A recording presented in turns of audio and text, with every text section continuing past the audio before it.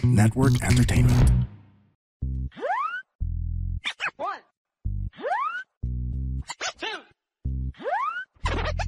three. Kaya welcome everyone sa panibagong episode ng Machong Chismisan. Kasama nyo pa rin po, Makoy Pare, your showbiz bro, yung corporate slave at ang your resident macho next door. At kasama natin ngayon ating co-host for this episode, ang pinaka-requested sa lahat recently sa mga guest co-host natin. From Comedy Manila, at syempre, from Galingan Mo Naman Podcast, walang iba kundi si Vin Buenagua. Hi Vin! Hi Makoy! Ay, sa mga nag-request sa akin, ito na yung ginusto nyo. You're welcome. Hey Vin, walang biro. Alam mo ba na ikaw yung isa sa number 2 na most requested guest co-host in the recent episodes? Alam mo sino yung number 1? Sino? Medyo mahirap lang yung kalaban mo. Si Deadpool yung kalaban mo sa most requested. So, kailangan batukan ko pa yun eh. Batukan mo para alam mo na. Anyways, kamusta ka na, Vin? Ito, okay lang. Nagpe-prepare sa bar, exam, pagod palagi, mag-drive, papunta sa Quezon City, galing Maynila. Yung isang oras ko, nagiging 2 oras. Saya. Tapos, papunta pa lang yon, tapos mahal pa ng gas. Saya, dapat naglakad siguro na lang ako. Siguro sa dami ng sinabi mo, pag sinam up mo lahat yun, it will all be equal sa isang mainit na ulo. Pag dinagdag mo pa yung init ng panahon, sobrang init lagi ng ulo mo pag nagda-drive ka, no? Yun ba yung nangyayari sa'yo? Hindi, kasi ganito eh. Lagi talaga mainit yung ulo ko kahit nung malamig pa lang. Yun yung basic stage. Oo, parang naka-10 na ako agad eh. Tapos biglang iinit pa.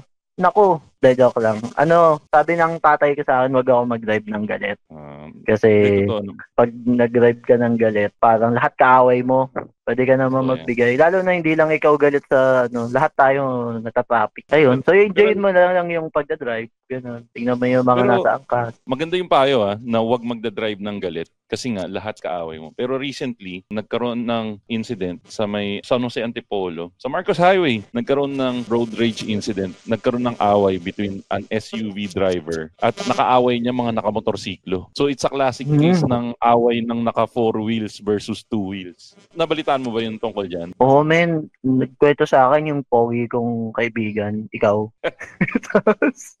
Oo, men. Kasi, alam mo, men, iniiwasan ko lately mag-social media. Kasi alam mo kapag social media, yung mga balita, i-design talaga siya para magalit ka eh. Tapos pag binasa mo pa yung comment section, lalong dumadami yung kinakagalitan mo kasi bukod dun sa nangyari, nakikita mo, nandun pa yung mga mga sumasawsaw, hindi naman alam. Madami Tapos, ganun. Ayun, kaya iniwasan ko din. So, nung nakita ko yung video, sabi ko, grabe talaga sa Antipolo. Lagi na lang may nangyayari sa mga kapag sa kalsada. Sige, pero bigyan natin ng konteksto. Baka kasi may mga nakikinig na hindi alam yung nangyari. So, may nangyari this last weekend, merong nagkaroon nga ng road rage incident sa Antipolo. Ang nangyari daw kasi, base sa mga kwento, Vin, for some reason, itong SUV driver na to, mabilis daw magmaneho. And then, nakat niya daw ng ilang beses yung mga motorsiklo. Siguro, dahil medyo friendliness yung mga motorsiklo, uminit din yung ulo nila. Saka siguro mainit yung panahon. Siyempre pag nakamotor ka pare, mainit talaga yan. Sa pumulahat ng init, walang aircon, naka-jacket ka, naka-helmet ka, sobrang init. Nabad trip sila nung nakat sila. Hinabol nila ngayon yung SUV driver. At nung inabutan daw, di umano yung SUV driver, saka nagkaroon ng tulakan, murahan. Eventually, base ito doon sa video na napanood ko saka binanatan ng dalawa. Alam ko dalawa yung nakita ko, o 2 o 3 yung nakita kong bumabanat dun sa nag-iisang lalaki. And then eventually, nung nasapak-sapak na siya, nabatok-batukan, natulak-tulak, namura-mura, biglang kumuha ng baril sa loob ng sasakyan yung SUV driver. Tapos narinig na yung putok. Dito mo makikita pre na sobrang laugh trip lang yung mga tao. Yung video, kung napanood mo yung video nung kumukuha na unang nag-viral, babae yung nagtitake ng video. Tapos alam mo parang nag-cheer pa siya na, wag nyo aawatin ha. Tapos eventually nung nagkaputukan, biglang kabado na Doon mo lang makikita na it's all fun and games until may bumubulagta na no? Ang labo lang talaga ng mundo. Ano talaga minsan kasi kapag, hindi mo kilala, hindi ka apektado, ang daling mag-egg on. Pero imaginein mo yung kasama nun sa loob ng sasakyan. Ay, oo, pre. Diba? Ganito, pag sa social media kasi nakakaaliw mapanood yung mga kamoting driver na magkaroon ng justice. Alam mo yun? Oo. Yung minsan yung nakikipagkarera sa daan, masyadong mainipin, tapos biglang matutumba, nakakatawa eh. Oh. Di ba nga Pero, nag-viral yung si Superman guy? Napanood mo ba yun? Yung nag-Superman sa nag-Superman sa Marilaki naman dati. Nakadapa siya doon sa motorsiklo and then nawala siya ng control. Humampas siya sa mga tao tapos na-dead siya. Yun yata isa sa mga most celebrated deaths in recent Philippine history na ako hindi ko pa rin ma-wish eh. Parang medyo sensitive ako sa death na hindi ko mahanap yung, alam mo yung term na Schadenfreude? yung Schadenfreude. Schadenfreude pala, mali yung No, Schadenfreude. Finding happiness in the misery of others. Na nawala na yatang mas perfect word na coming from the Germans. Parang sa Germany mo lang makikita yung ganong klaseng salita na makakahanap ka ng kasiyahan sa sa paghihirap ng ibang tao. Doon mo talagang makikita na superior yung language ng mga German eh. Kaya dapat pinapaglaban yung kultura ng mga German lahat na. Gagamitin natin ulit yung pagiging law student mo, pre. Kasi initially, pre, sobrang daming taong galit kay SUV man. Doon sa Namarel. Kasi nga, syempre, Namarel siya. By the way, pre, medyo bad trip yung nangyari. Namarel siya, doon sa pagmamaril niya, tinamaan pa niya pati girlfriend niya. Doon sa pagmamaril niya. Sobrang alat ng mama na to. Yun nga, men. Yung girlfriend niya natamaan niya. Ang tawag doon, men, indiscriminate firing. Hindi ka namamaril para pumatay. Gusto mo lang silang hawiin pero gamit mo baril. Ganun yun eh. Tatanungin kita, masasabi ba na indiscriminate firing or kung medyo tanga ka lang talaga gumamit? Or baka naman dahil in the spur of the moment, tinamaan lang talaga? Yun na ba talaga yung exact definition ng indiscriminate firing? Ano mo bakit? Kung nasabing indiscriminate? Kasi kung ako may baril ako, warning shot una akong babaril eh. Pataas eh. Alam mo yun? Pero galit ka na eh, syempre. Gusto mo nang manutok. Kung hindi mo naman lagi yan ginagamit, edi hindi ka ganun kagaling gumamit ng baril. Hindi ka naman professional. So parang mas okay pa na sabihin na indiscriminate kaysa sabihin mo, hindi, gusto niya talagang bumaril tapos binaril niya yung girlfriend niya. Alam mo yun? Sabihin mo na lang, di mo sinasadya, men. Sorry. Ayun nga, yung sabi ko kanina, sa simula, parang yung mga tao, galit na galit kay Kuya SUV driver. Pero eventually, madami yung nag-side sa kanila. Nung nakitang nasa pack siya, nabugbog muna siya. Kasi pre, kung makikita mo, medyo kuyog talaga siya doon sa mga motorcycle rider. Pero ikaw bilang isang attorney, kasi ito pre, isang buong araw na naming pinagdedebatehan ng misis ko eh. Actually, hindi debate yung term. Pinag-uusapan namin kung papasok ba siya sa self-defense. Kasi yun ang sinasabi ng internet ngayon eh, na self-defense siya. Kasi nga, binugbog na muna siya. Pero di ba may mga rule yung self-defense na narinig ko nga yung sinabi mo kanina, nag-warning shot siya muna bago siya namaril or something. Ano ba yung ng self-defense? Wait, pag ako magsabi ng elements ng self-defense, una, hindi ako abogado. Di pa? September pa yung bar. I-claim na natin yan. Hindi, okay yung i-claim, kaso bawal magbigay ng legal advice kapag hindi ka abogado. So ano lang ako ngayon? Advice lang? Machong chismisan lang to. Macho lang ako. Oo. Hindi to legal advice. So, huwag niyo ako i-quote. Tatlo ang elements ng self-defense. Una, unlawful aggression. Pangalawa, reasonable necessity of the means employed to prevent or repel yung unlawful aggression. Tapos pangatlo, lack of sufficient provocation from the part of the person. Teka. Pre, sasabihin ko lang na medyo kinilig ako ng slide kasi parang napaka-intelligent nung mga binigay mo para sa podcast. Ba't ako yung interview mo? Kung ayaw mo niyan.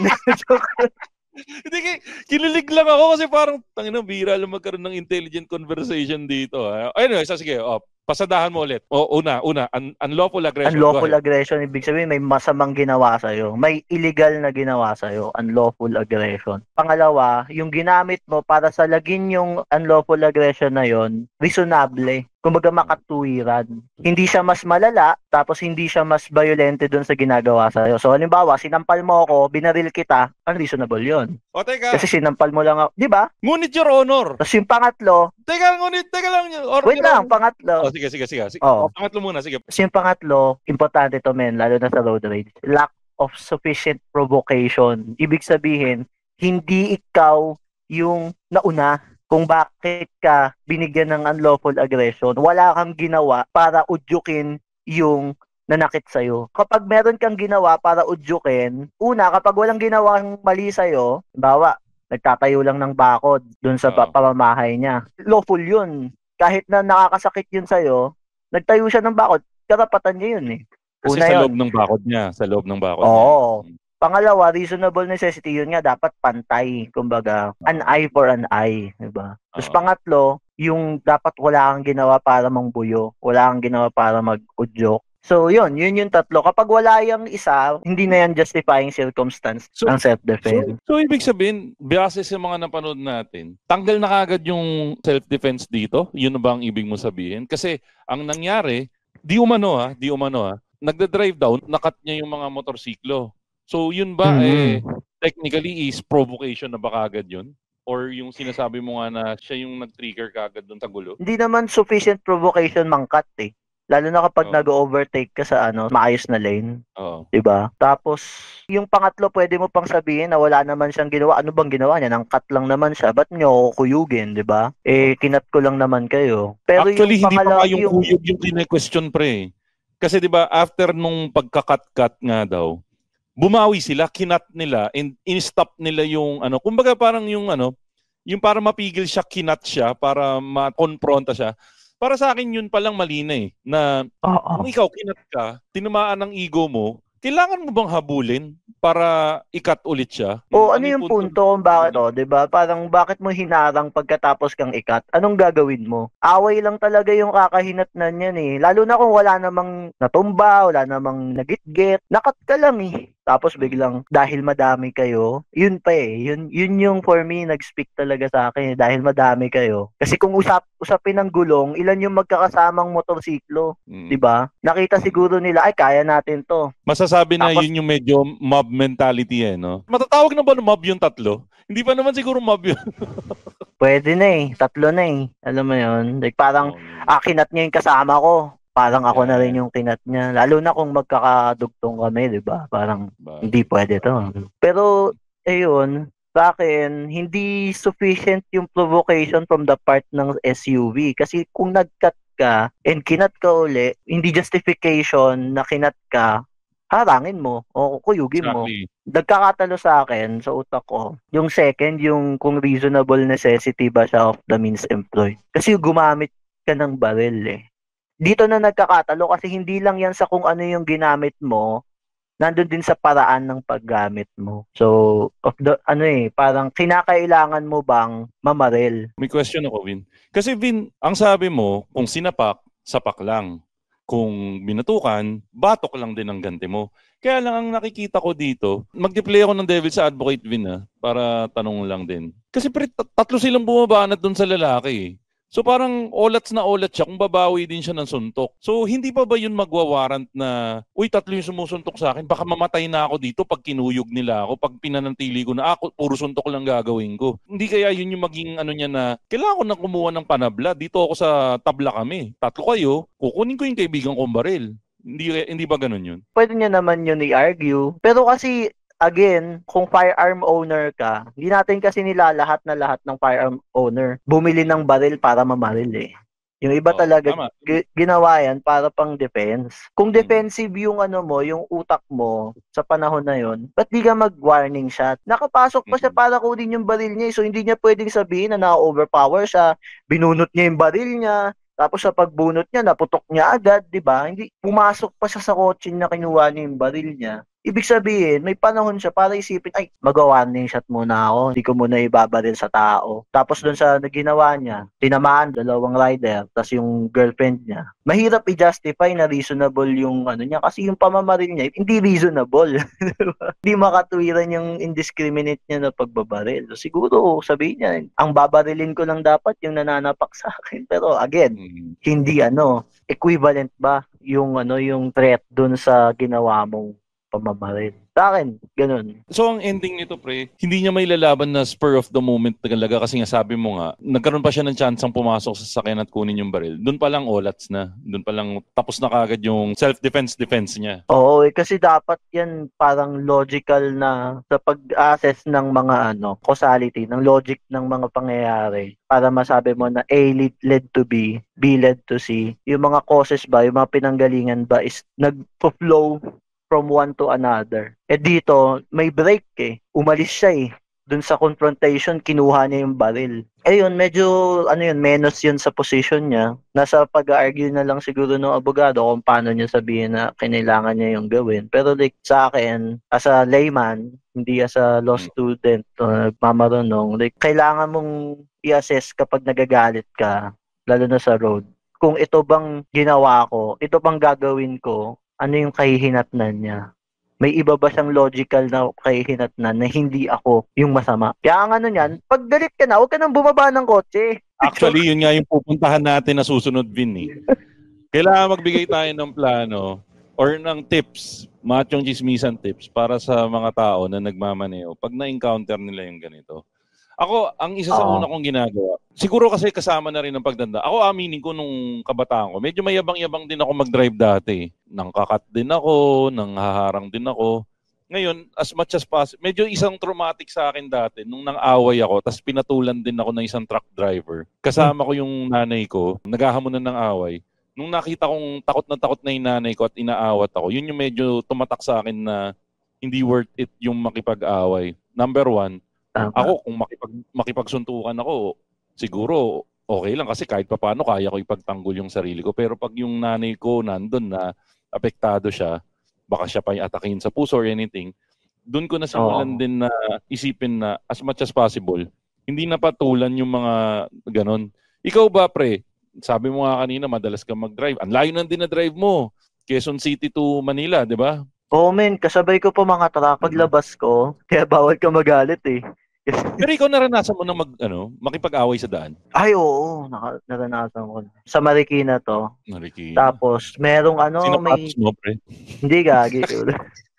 Hindi ako bumaba ng sasakyan kasi hindi ako tanga. 4 sila sa sasakyan. Tapos malakas yung patugtog nila, tapos mabilis. Tapos nakababa yung yung window. So alam ko na nagyoyosi sila, ganun. Mga bata, kumbaga. Parang kinat ako. Tapos ako naman, syempre, galit na galit ako. Natamaan yung ego ko. Bukod pa doon, parang bakit ang yabang nitong mga tong 4 na to? Nagyoyosi pa sa daan. Tapos ganun pa mangkat. Parang alam mo yun, iniisip mo rin yung ibang baka madisgrasya nila kapag tinuloy-tuloy nila yon. So bukod sa ego, meron ding parang hero mentality na kailangan ako makaano dito. Kailangan ma-humble ko tong mga to kasi kapag hindi, may ibang madidisgrasya, ganon. Inabol ko sila.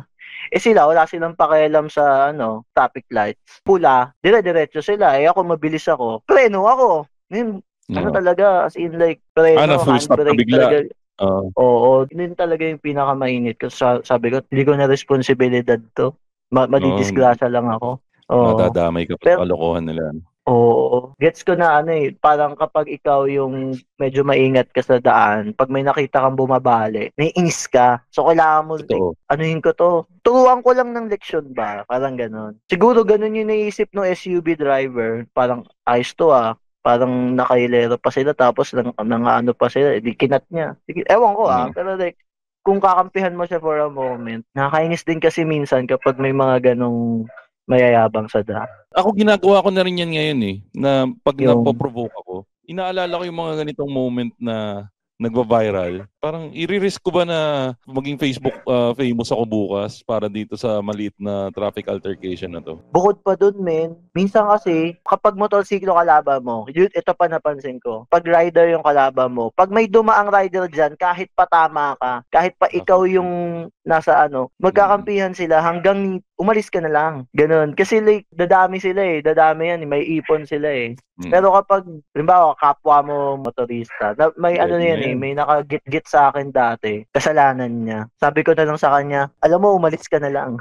Kasi, hindi natin. Oo, kasi like, ang kasama niya, pahinante, nagdadrive sila. Kapag inabala mo, mawawalan pa siya ng sweldo. Alam mo yun, meron kang affinity Like, iniisip mo, pareho kayo maaabala, hindi naman to magbabayad kasi hindi naman sa kanya yung sasakyan. Totoo. So parang like, alam mo naman mali ginawa mo. So parang umalis ka na lang. Pero mo, pag motor, may ganyang moment ako isang beses sa Cubao, sa tapat ng Victory Liner. Binangga yung kotse ko ng motorsiklo. Walang halong biro Panay siya sorry pagbaba ko kasi siguro nakita niya pagbaba ko, ang laki ko. Tapos sinabi ko sa kanya, kalma lang. Bago tayo mag-usap, tinanong ko siya, okay ka lang ba? Ginanong ko siya. Kasi parang defense mode na kagad siya eh. Ginanong ko, tinapik ko sa balikat, bago tayo mag-usap, okay ka lang ba? Alam mo yun, natulala siya, pre. Natulala siya na parang, wow, kinamusta niya ako na kung okay ba ako o hindi. Tapos sinabi niya, okay lang ako. Tapos nung tinignan ko yung sira, sabi ko, hindi worth it na ano. Hindi to hindi to parang pabait-baitan Talagang yun yung nararamdaman ko na araw na yun. Sabi ko, mukhang hindi worth it na makipagtalo dito para sa ganitong sira. Sabi ko, Oo, kung man. okay ka, umalis ka na, ginanong ko. Tapos ano yung thank you niya, sa sobrang hiya niya, siya pa yung bumunot na, sir, ito kahit ito na lang kunin nyo. Gumaganon siya.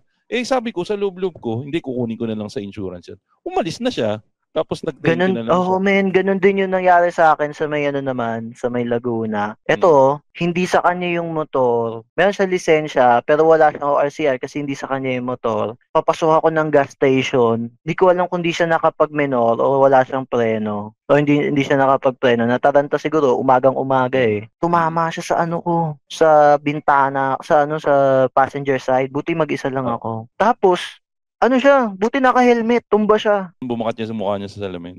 Hindi men, kasi kung gano'n, nabaliliig nan. Oo, yun. Ang tumama sa kanya yung helmet eh. Helmet. Ayun, so ang concern mo na lang kapag gano'n, kahit hindi ikaw yung mali, okay lang ba yung tumama? Oo, totoo. Kasi sa dulo, alam mo, ito yung nakakalungkot nakakalungkot dun sa viral eh. Sa dulo ayaw mong may masaktan. Oo, totoo. Ang pasasalamat mo na lang kapag may maling nangyari, kahit pa hindi mo kasalanan, is walang namatay, walang nalungko. Feeling ko, dahil wala pa dun yung mode ba sa kanila, hindi pa nila naisip na parang kapag may nangyaring masama dito, dawit ako. Alam mo yan? Dahil wala pa sila doon, yabang pa lang, mag-aaway pa sila. Umaga pa nun, men napansin mo, ibang factor kapag gabi eh. Oo. Pag umaga, medyo ka pa parang hindi ka pa understanding sa kasama sa nasa paligid mo. Lalo na hindi naman masyadong traffic yata doon sa lugar na yon. Kaya nga nakakapagkarera pa sila eh. Kung di ako nagkamali, nagkaroon pa ng car chase after that eh.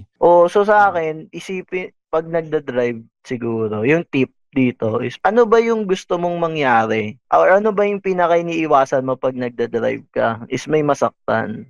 Kaya sa akin, kung ang goal mo is walang masaktan, kung kaya mo naman magbigay ka na lang. Kasi ano ba naman yung nakat ka? Tama.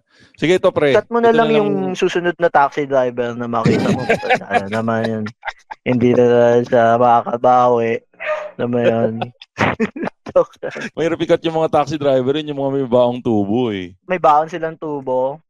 Oo. Si Deadpool may baong yabe. Hindi, pero ito, sige pre, ang gawin na lang natin ngayon, yung unang, ano yung mga kailangan gawin pag ganitong, may naghahamon sa inang away. So, kunwari, yun nga, nagkaroon ka ng altercation para maiwasan yung mga ganitong klase. So, ang unang-unang mong dapat gawin, para sa akin is huwag kang bababa. Parang ang dami ko nakita kasi na, once kasi na bumaba ka, parang sinasabi mo na game ka makipagsuntukan eh. Game ka makipag-away. Oo. Ayun. Ako, yun yung number one. Huwag mo nang babain, huwag mo nang buksan ng bintana, huwag mo nang bigyan ng atensyon. Kung kaya, hayaan mo siya magwala sa labas. Ang problema ko lang doon, pre, baka hindi ko maiwasan pag sinisira yung kotse. Ano ba maganda gawin sa tingin mo? At kabisado mo yung sasakyan eh. Hindi, sa akin, tama yung sinabi mo. Iba kapag may iba kang kasama eh. Kasi una, responsibilidad mo bilang driver, yung kasama mo. Tama. Kaya halimbawa, papasok sila. Pag di sila nag-seatbelt, hindi sila may kasalanan, ikaw may kasalanan. Kasi ikaw yung nagmamaneho eh, di ba? So sa akin, kapag sinisira yung halimbawa, binabasag yung headlights mo, binabasag yung rear lights mo, ano mo na lang, okay na, charge to experience na lang. Kasi kapag bumaba ka dyan, pag binuksan mo yung pinto, tumumba yan. Kaya pag binuksan mo yung pinto, ang nasrete naman yung kasama mo, wala na yan, out of your hands na. Kung kaya mong take the L. Kasi ang ending kasi, di ba, parang yung laging sinasabi pag hold up, di ba?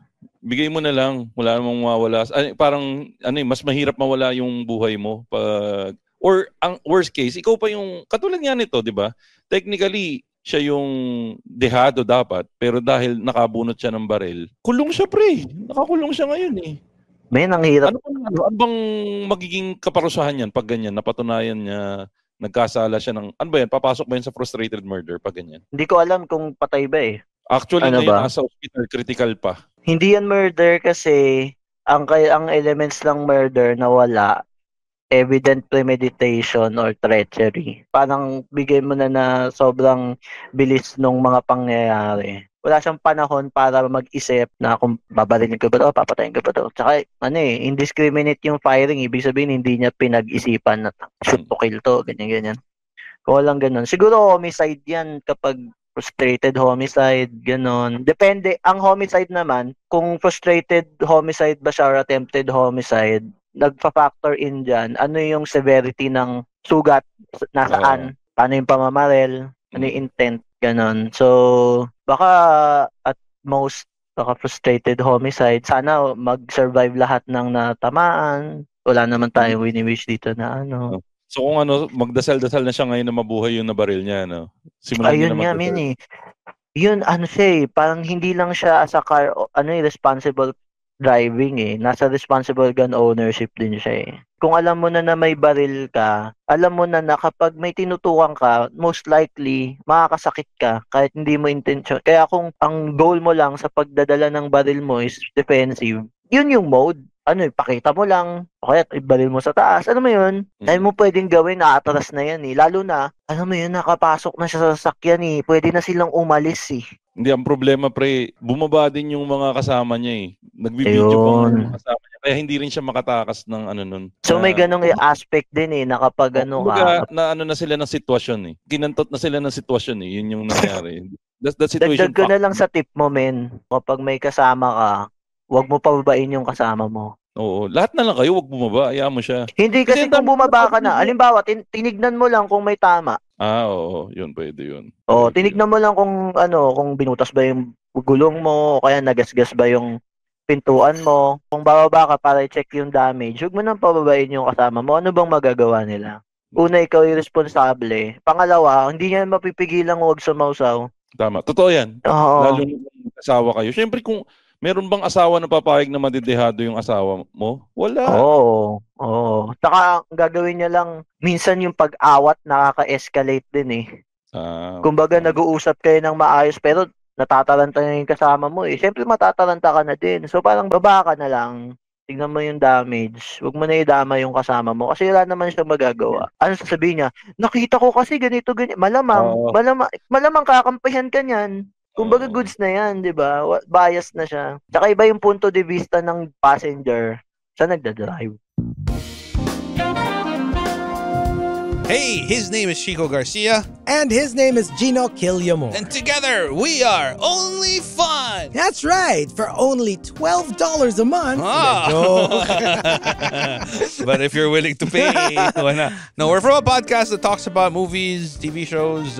Basically, we do reviews of K-dramas, whatever is on streaming, whatever is on cinemas. We also get to occasionally interview celebrities, actors, directors, and of course infused with our own witty brand of humor and slice of life. Wow. I guess we don't infuse a lot. Check it out. Meron kami sa galingan mo naman, ito yung nangyari.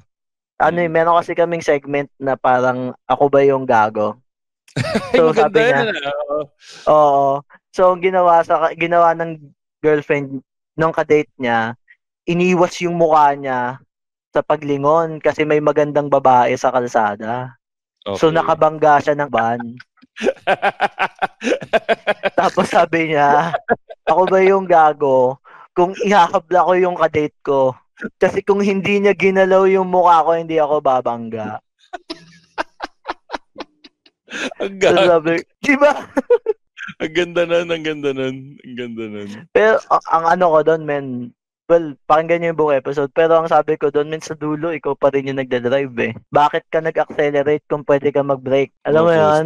Bakit mo niliko kung pwede mong i-brake? Diba? Parang kailangan mo lang ng awareness. Pero alam mo yun, minsan mamili ka rin ng kasama mo sa sasakyan eh. Kapag may baliwang kasama, wag mo ilagay sa front. Co-pilot mo yun eh. So yun, bukod sa wag ka bumaba, pag galit ka, yung mga kasama mo, wag mo na lang din pababain kung kailangan mo talagang bumaba. May isa pa akong dadagdag, pre. Alam mo, parang mabait din talaga si Lord sa akin. Kasi for some reason, natitempt akong bumili ng baril nitong nakaraan. Kasi parang may lumabas lang sa timeline ko. Ewan ko kung it's the devil talking to me. Na lumabas lang bigla sa timeline mo, top 5 guns na pinakamura sa Pilipinas. Tapos nung nakita ko, putang gaganda, tapos afford ko to. Ito na kaya yung sign para bumili ako. Tapos biglang malaman-laman ko may mga ganitong incident. Sa loob-loob ko, posibleng mangyari sa akin to, makabaril ako, nakakatakot pag nangyari sa'yo. Ang prinsipyo ko sa baril, men, kailangan ko munang matutong bumaril bago ko bumili ng baril. Kapag may hawak ka na kasi, kapag meron ka ng baril sa, glove compartment mo, ang utak mo subconsciously, kailangan ko to ipuputok. Parang kailangan ko to, kailangan ko to ilalabas. Oo. Kailan sa akin, mapapakinabangan to? Oo, hindi ka bumili ng baril tapos lagay mo sa sakyan mo para lang meron. Gusto mo i-justify yung investment mo. Ano muna, men? Aralin mo muna kung paano maghawak, safety, ganyan-ganyan. Kasi like, gets ko naman din yung kailangan mo ng protection. Pero ang una mong kailangan protection na yung sarili mo eh. Naniniwala ka ba doon sa kasabihan na yung parang It's best to have a gun and not use it than to need it and not have it. yan, anong paniniwala mo doon sa kasabihan na yun? Naniniwala rin kasi ako sa... Sinabi lang ng mga tao na gustong i-justify yung pagkakaroon nila ng baril. Feeling ko ninakaw nila yon sa mga may-ari ng payong. Diba? Ang ganda nun. Ang ganda nun, pre. Sobrang ganda nun. Pero naniniwala rin ako kasi sa kasabihan na huwag kang maniwala sa mga kasabihan. Madami kasing kasabihan no? Parang pinautal lang ng mga taong gustong ipaglaban kung ano yung gusto nilang ipaglaban. Oo, tapos, nagra-rhyme. Okay to. Lalagay ko sa t-shirt. Alam mo kung anong best example ng na usong kasabihan ngayon na nagra-rhyme, mailagay sa t-shirt? Ano? I'm not a Filipino for nothing. Wala namang ibig sabihin. Sige nga, explain nyo sa akin kung ano yung putay na ibig sabihin ng I'm not a Filipino for nothing na yan. Una, bakit English? Di ba? Gusto kong kasabihan ngayon, simple lang, bring him home. Puta bring him home. Tapos ilalagay sa Hindi ko alam yan Para sa mga nag-a-adapt yata ng aso, yung mga gustong mag-uwi ng tuta, ganyan. Parang ganda nun, no? May picture ng aso. Bring him home. Puta. Man, diba? Ako mamimigay ako ng aso ngayon, yun ang ilalagay ko, pre. Bring him home. Tsaka meron din ako nakita na bagong slogan yung defend PWD. Ay. Iba ba yan? Mali ba ako ng alaala? Mali, PRRD yun. Sorry. Kala ko na dami nagagalit sa mga nagpi-PWD ID kaya defend PWD. Anyway. Hindi ako niniwala sa kasabihan yun, men. Alam mo kung bakit? Bakit?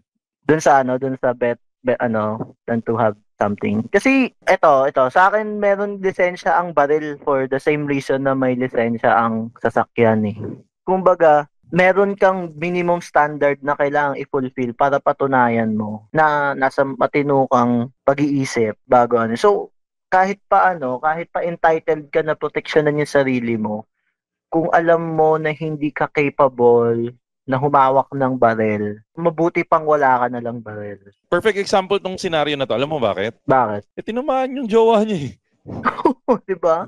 Di sana nagpabugbog ka na lang. Tinamaan pa yung jowa mo Oo, men. Kung nakipagsapakan ka na lang tapos tinamaan ng sapak mo yung jowa mo, buhay pa siya. Pero hindi, buhay pa naman lahat. Tsaka pwede pang gumanti yung jowa mo sa'yo. Yun nga lang, 4 na yung kumukuyog sa'yo, hindi na 3, di ba? Parang nagdagdagan yung kaaway mo. Yung isa pa lang na baril, taga-awat lang. Yun ang masakit doon. Umawat lang. So, 2 kakampi niya yung tinamaan niya, technically. Sabi niya, hindi, okay lang. 2 naman nung kaaway ko tinamaan. So, quits lang 50% shooting average. Gag. Yan ang Mamba mentality. Hindi wala akong pakialam kung kung pumasok, basta matira, di ba? Hindi, men. Like, hindi siya team sport Ang driving, hindi team sport. Ikaw lang ang responsable dyan. And gun ownership, di rin yan team sport. So, like, kailangan maging, kumbaga, taasan mo yung standards mo sa sarili mo para alam mo Na pag binunot mo yung barel, hindi ka agrabyado kapag pinutok mo. Ganun lang. Isa pa palang ibibigay kong tip, lalo na para sa mga car owners, kung ng altercation dahil sa banggaan, gamitin niyo yung mga insurance niyo. Huwag kayong manghinayang gamitin yung mga insurance mo. Ang daming tao nang hinayang gamitin yung insurance na, sige, kung halimbawa ayaw magbayad sa'yo, kumuha ka lang ng police report, doon mo na lang siya bawian. Ito, alam mo ba pre, na ang paggamit ng insurance ang isa sa mga biggest FU sa mga siraulo na ayaw magbayad ng Ang gawin niyo lang, basta nakapag-claim ka ng insurance at na-acknowledge naman na silang, ang gawin mo, magbait-baitan ka. O sige, bayaran mo na lang kahit yung participation fee. Basta mayroong police report na in-acknowledge na siya yung mali, babawian siya ng insurance. Malaki yung sisingilin ng insurance sa kanila. Yun na yung biggest FU mo sa kanila. Tsaka maging mabait ka dun sa ahente mo. Pag na-deny yung claim mo, parang, bakit pa ako nag-insurance? Yun yung problema ko eh. Pero ako, medyo swerte ako sa mga insurance claim. Wala pa naman ako na-deny na insurance claim sa awa ni Lord. Ikaw ba? Alam mo, men. Hindi, siguro swerte ka sa mga nakabangga sa'yo. Kasi ako, nung nabangga ako nung nagbomotor yun, alam mo yung mga tumalsik na gamit sa motor niya, kalamansi, parang, hahabulin ko pa ba to? Like, wala nga hindi nga sa kanya yung motor. Alam mo yun, parang, sa dulo, ako pa nag-hospital sa kanya. Kasi, anong gagawin ko? Anyway, sorry, hindi kasi sa akin, tama naman, dapat may insurance lagi. May third-party insurance requirement yan. Tapos, meron ka pang insurance sa sasakyan. Hiwalay yun. Lalo na kung like, hindi ka confrontational na tao. Yun yung trabaho, supposedly, nung insurance company. Sila yung mag-hound. Tingin ko pre kung talagang required na matino na insurance dito sa Pinas. Kasi di ba merong insurance lang naman na para ma-i-rehistro mo lang sa sasakyan yung ano ba yung difference nun? Basta yung insurance na mailusot mo lang yun. Third-party insurance, tapos yung car insurance. Kung meron lang talagang car third insurance party liability. Ang daming mababawas na away na ganyan eh. Pero technically wala namang banggaan na naganap eh. Pero bawas road rage eh. Saka yung sinasabi nga na yun, may CCTV lahat ng sasakyan para magkaalaman na talaga. Sana magkaroon ng ganun. Nakita mo ba yun, man? Yung parang may mga, dito sa Pilipinas eh, pero may nang aatras ng sasakyan. Tapos magagalit sila. Tapos pag nakita nila may dashcam, aalis na lang sila. Meron na rin dito sa Pinas noon. Meron na rin, galing. Mga Pilipino talaga, innovative, di ba? Ang Pinoy version talaga noon, yung nagpapasagasa eh. Yung mga napapanood sa pelikula na, di ba nga yung isa pang nag-viral nung huli, nagpapasagasa na magtataho, saka yung nagpapasagasa na natatapon yung bigas. Alam mo ba yun, yung natatapon ng bigas na scam? Hindi ko alam yun, men. Magpapasagasa siya, may dala-dala siyang mga 5 kilong bigas tatapon sa sahig. Siyempre, ikaw maawa ka na. Ito na lang yung pangkain namin na bigas na to eh. Tapos pupulutin pa niya sa harap mo yung bigas, ganun. Siyempre, maawa na yung mga tao, may mga merong na-videohan na isang tao na ganun sa may bandang Taguig area. Parang same na tao, same na damit. Iba-ibang biktima niya ng ganun. Na siyempre, yung ibang nagbait-baitan, tinulungan ko si Manong, binigyan ko siyang pambiling bigas, ganun. Yun yung scam niya. Kaya ayaw ko talaga dyan sa may libreng bigas dahil sa akap eh. Kasi nagkakaroon ng props tong mga... Sabay ganun ulit, no? Like, natapobre ulit. Hindi, men. Alam mo, hard to judge another N-word hustle eh. Lalo na kapag nahihirapin. Anyway, yung ko lang, men. Kapag may sasakyan ka, eto, natutunan ko to, men. Mahirap na lesson. I-recognize mo yung privilege mo pag may sasakyan ka. Ay, yan. Totoo yan. Kasi yung mga nag-aangkas, hindi masarap mag-angkas. Dito ko na-realize na privilege ako eh. Nag-angkas ako, sabi ko, ano ba itong angkas na to? Kaya nga ako nagmotor para hindi mabaho. Anyway, tapos...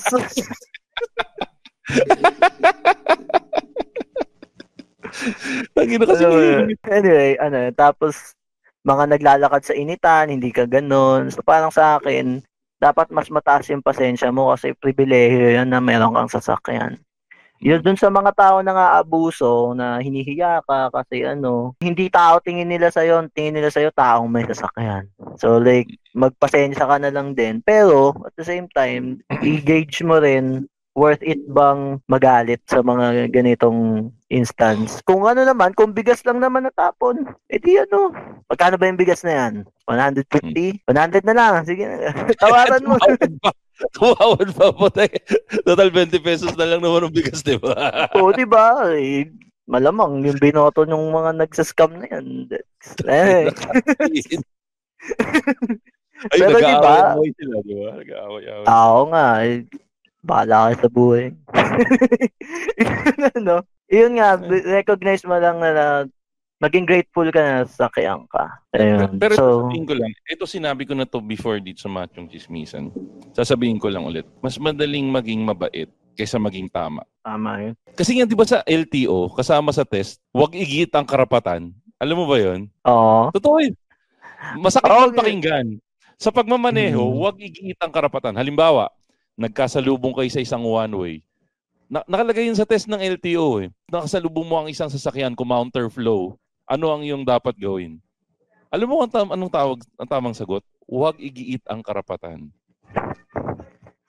Masakit man siya pakinggan, pero pag inisip mo may sense eh. Paano kasi kung nagkasalubong kayo doon, kung sinalubong mo ng dire-diretso yun, posibleng magkaroon kayo ng aksidente. Katulad nun, nakat ka.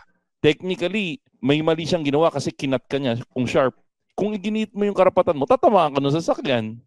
Oo. Tsaka nasa ano yan eh, nasa paano. Alalahanin mo kapag nagdadrive ka, wala namang radyo yan na maririnig ka nung nasa kabilang, ito yung explanation mo. Walang paliwanagan kapag nagdadrive ka. Kaya mas maganda kung kaya mo magbigay, ikaw na lang magbigay. Bawa yung nagka-counterflow, kahit pa maling mag-counterflow, kahit pa maling may magwangwang, kahit pa may maling gumamit ng bus lane, yan gagawin mo, harangan mo. Tama. Diba? Like, anong... Katulad na sinabi mo, nung na-realize mo na hindi mo na responsibilidad na i-correct yung mga boy civic na nakasabay mo sa Marikina.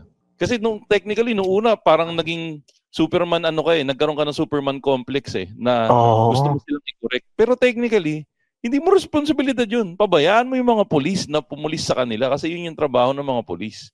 Kasi kung hinabol mo sila sa aberya, baka ikaw pa yung nabaril ng mga Honda Pack Boys na yun. Di ba? Ang malupit nga, hindi yun Honda Civic, Lancer yun. So parang lumang Lancer. So parang ano ba to? Like, babasagin ko yung sasakyan ko para dito sa walang kwentang sasakyan na to. Uy, aray ko, nakalumong Lancer naman ako dati. Bakit dinaway mo yung mga naka-Honda Civic ngayon? Ito, pag ginawa sa'yo, mali. Diba? O, pag ginawa sa'yo, masama. Ganyan tayo. Pero ito, speaking, isa sa dinagdag ko sa arsenal ko, siguro kasama na rin ng pagkakita. Kasi hindi natin may iwasan minsan nagkakamali tayo sa daan. Di ba?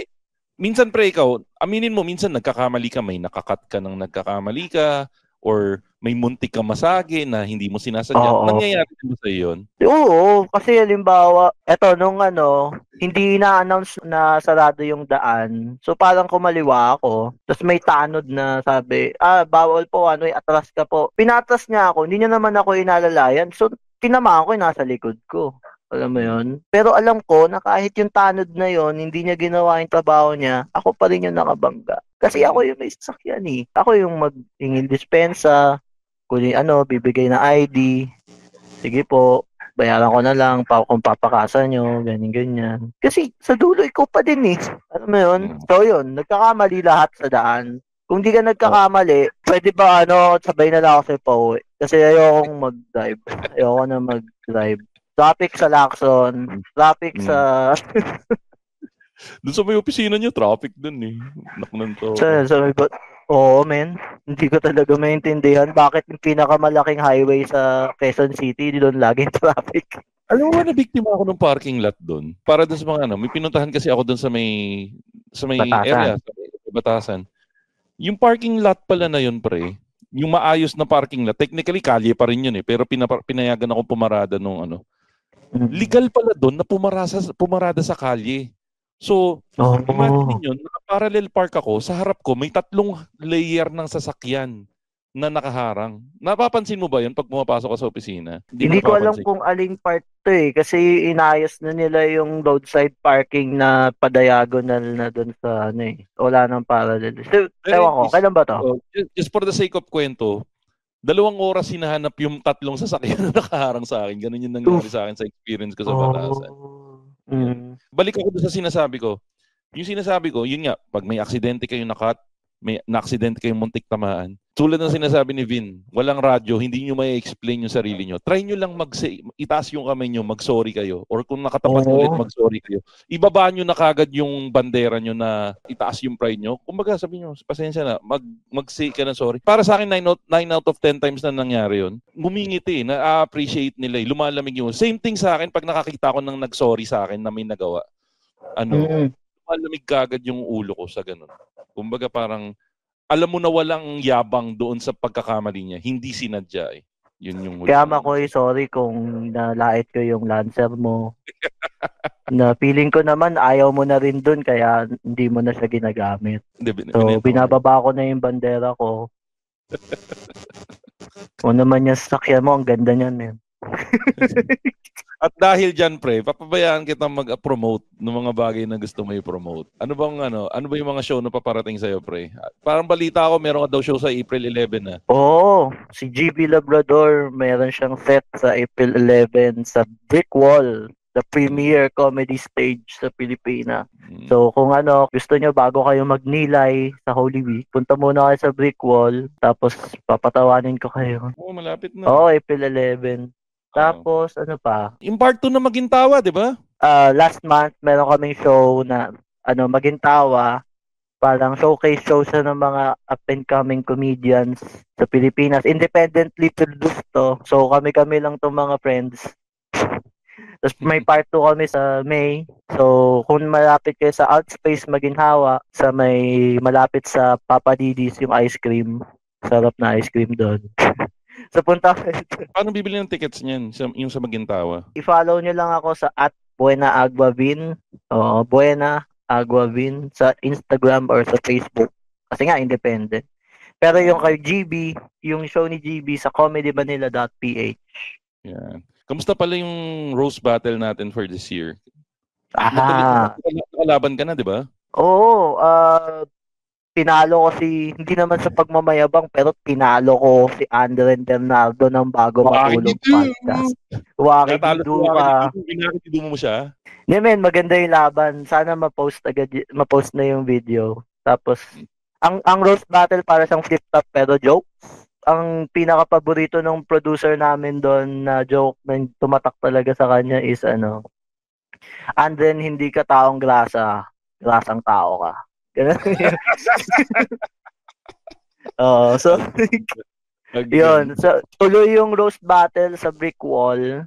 Yung details na sa comedymanila.ph. Maglalaban si Asher ng Pinas, si RA Acozar versus Jason Gomez. Tapos si RG Balgapo ng Tondo versus Ricardo Castor. So yun. Basically mga may hirap versus mga incheck. So parang araw-araw na pamumuhay lang naman sa Binondo. Oo, ang panalo sa kanila na yung West Philippine Sea. Ganda niyan. So check out nyo lang yung Roast Battle. Sobrang so yun, ganda Roast Battle 2024. Yan, Pero congratulations, Bin, Matagal pa yung susunod na laban mo? Oo, matagal pa sa July pa yata. Pero huwag kayo mag-alala, mananalo ako. Again, we're rooting for you here sa Machong Chismisan, Vin. Sana abay, pumunta tayo. Oo. Hanapin natin yung schedule na yan and malay nyo, makita nyo ako dyan sa isa sa mga events na yan. So abang-abang lang, sasabihan ko kayo pag manonood din ako dyan. Anyways, social media pages mo, Vin. Baka gusto mo i-promote.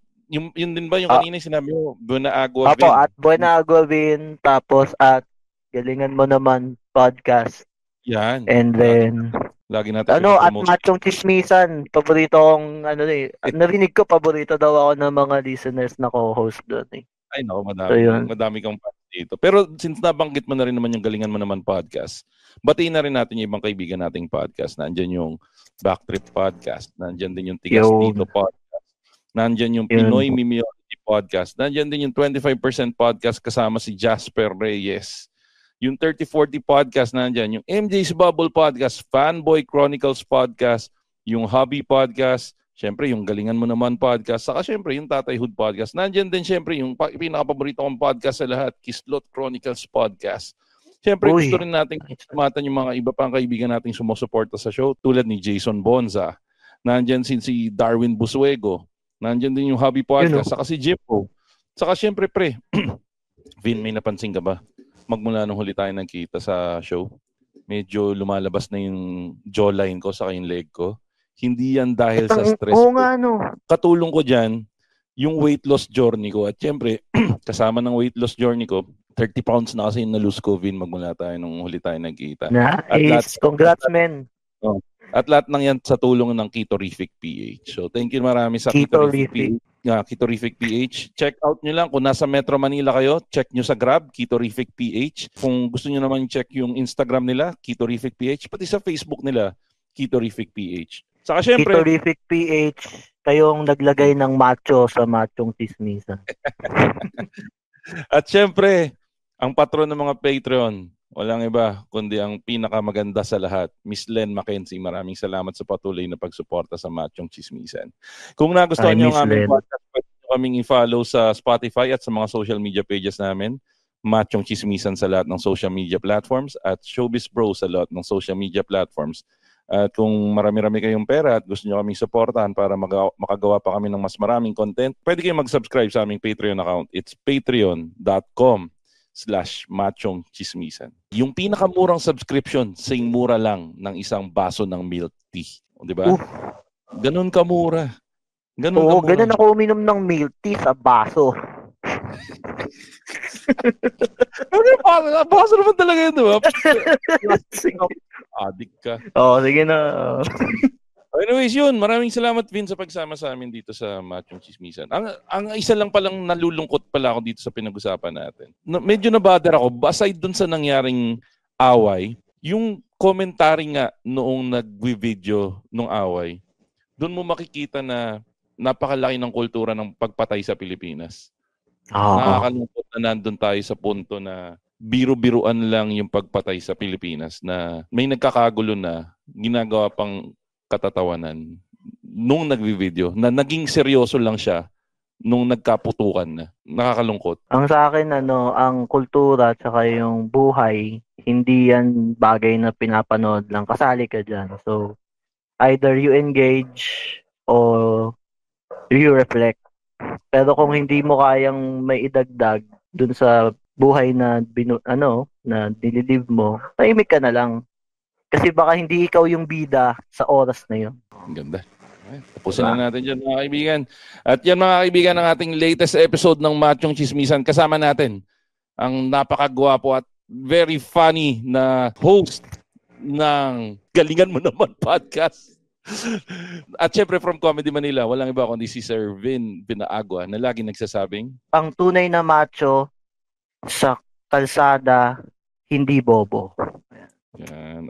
At ako naman po si Makoy Pare, your showbiz bro, na lagi nagsasabi, lagi niyong tatandaan, ang tunay na macho, chismoso. Have a great day, everyone. Bleep!